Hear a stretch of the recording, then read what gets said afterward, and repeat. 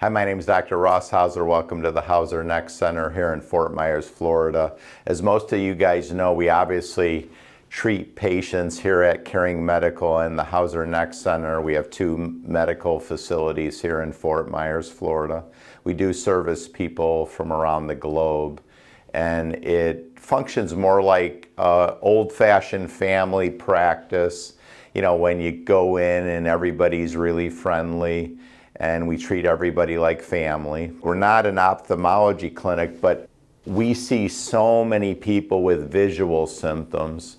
So we're able to do the objective testing, and what we're starting to do is write scientific papers to document our findings. So I just wanted anyone who has a visual symptom, I'd really encourage you to read this article that was recently published. The article title is Objective Test Findings in Patients with Chronic Eye Symptoms, Seeking Care at an Outpatient Neck Center, which is the Hauser Neck Center. And it was published in Frontiers of Neurology in September of 2025. People came with what? Neck pain, light sensitivity, blurry vision, eye pain, vision changes, flashing of lights, or eye tearing. So not only do we see eye tearing, but we also see dry eye disease. So in other words, people came because they thought their visual symptoms, their light sensitivity, their blurry vision. I'd say blurry vision often is the most common one, but light sensitivity is up there. And then some people have eye pain, some people have eye tearing, and they're wondering, is there a neck cause of it? And that's why we wrote the paper. So the average age was 37. This paper documented consecutive patients from the age 20 to 50, and the average age was 37.3, and it was 203 consecutive patients, so it's a lot of patients. 9.4% had all 6 symptoms.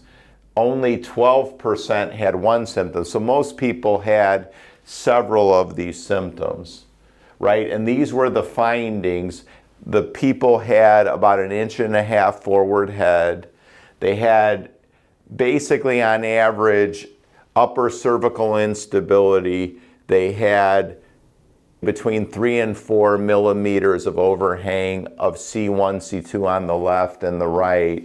And they had about 4 to 5 millimeters of flexion instability, 4 millimeters of extension instability, and they definitely had compression of the jugular veins, which was greatly increased with extension, severe vagus nerve degeneration, and was there fluid around their eye nerve? And the answer was yes. And they've had some elevation of their eye pressures, and their pupils were massively, the pupils were dilated basically.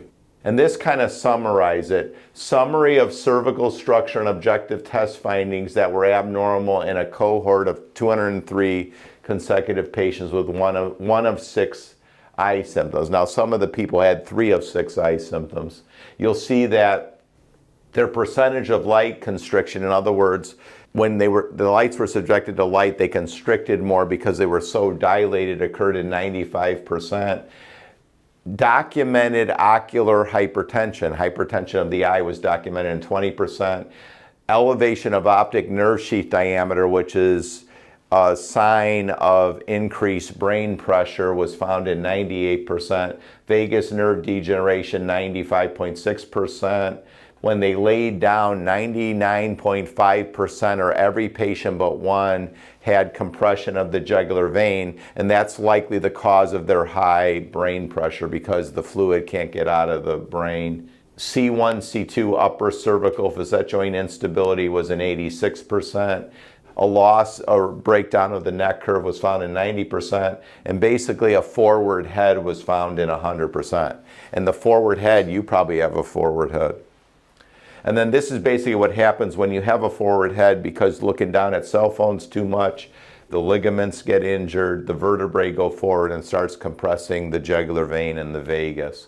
Then what happens is, because the fluid can't get out of the brain, well, it can't get out of the eye either. So 2 things happen. One is there's a fluid flow constriction, so the fluid can't get out of the eye.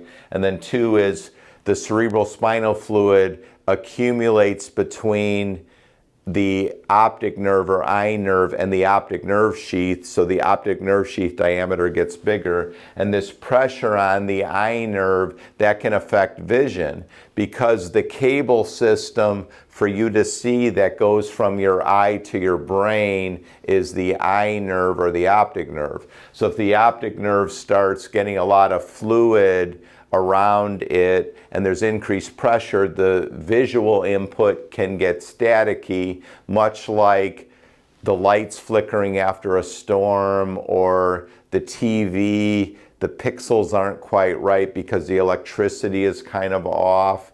That's kind of what can happen, and that's likely the cause of a lot of young people, because again, this was a study in young people aged 20 to 50 of why they have blurry vision or visual snow or halos, like they look at lights and there's halos.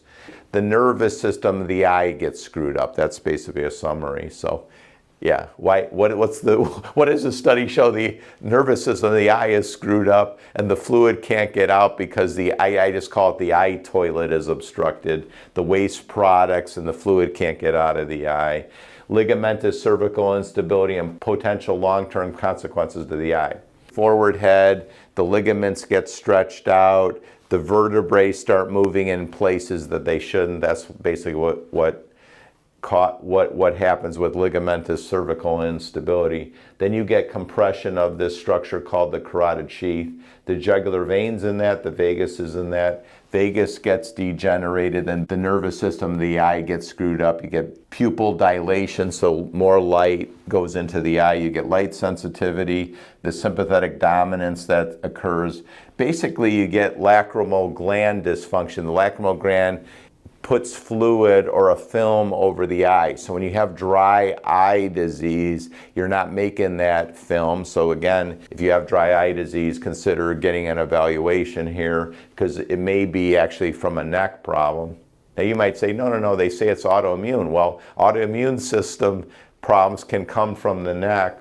Then if the jugular vein is compressed, basically you get fluid around your eye nerve. That can give you optic neuropathy or damage to the eye nerve. You can lose your vision. That's why all this stuff is important, because ligamentous cervical instability is a progressive disorder, and anybody with a health problem knows if you don't do something about it, it's progressive. That's why, and especially in young people, if you think about like a kid nowadays, they're more loosey-goosey than us adults. They have more flexibility. The younger a kid is, the bigger the head is compared to the neck. That's why tablets and this sort of thing are very, very dangerous, especially for young people. So I really fear for the young people that these sort of things are going to occur at an earlier and earlier age. You can get optic neuritis, you can get ocular hypertension, and all these things can be from the neck. This just kind of explains in a more intricate way of how when the pupils get dilated that the fluid can't get out of the eye and then you get high eye pressures. I've had young people, 20s, early 30s, they already have eye pressures over 30. They say pathologic eye pressure is over 21. And it's amazing, once you restore the jugular vein flow by doing cervical curve correction and get some prolotherapy in the neck, the eye pressure can go down. So if you have high eye pressure, somebody said you had eye pressure, you have eye symptoms, really encourage you to get an evaluation. So basically when it's all said and done, we do motion x-rays. It's called dynamic digital radiography or digital motion x-ray, and we find out that most people have the forward head breakdown of the neck curve and they have neck instability, and they need some prolotherapy along with making sure that their computers are up, don't look down at a cell phone. We check the jugular veins to see what position they need to be in to keep the jugular veins open. This is Demi, who's one of the providers here.